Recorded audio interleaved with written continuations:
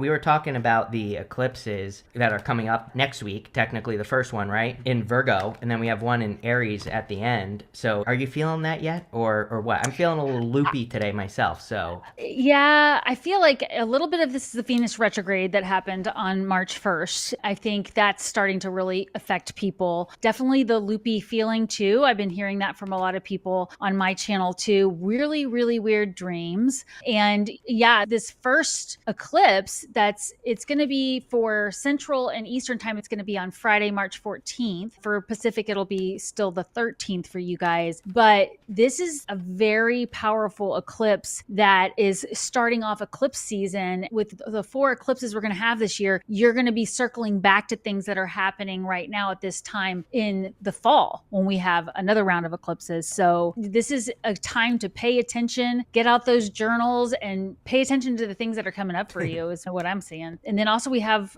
Mars. We were talking earlier backstage that Mercury goes retrograde at 9 degrees Aries and Venus went retrograde at 10 degrees Aries. So all this Aries energy is something to think about too. And I think we're seeing it on the wider world stage, really kind of playing out in the media. yeah, it's interesting that you say that. I looked up when the last time we had this set of eclipses was. It was 2006. So I've been telling Yeah. everyone to like look back to that 2006 time frame. What were you doing, or what were you going through even at that time? I think that would be Mhm. a good thing for people to do, right?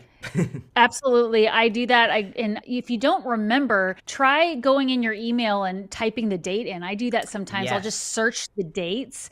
And it's funny the weird things that pop up in your email that you thought you deleted or whatever. It's like a Yeah. scavenger hunt. Or even if you do, we didn't have photos on our phones back then, did we? Well, we kind of did Kind of. Yeah. in 2006.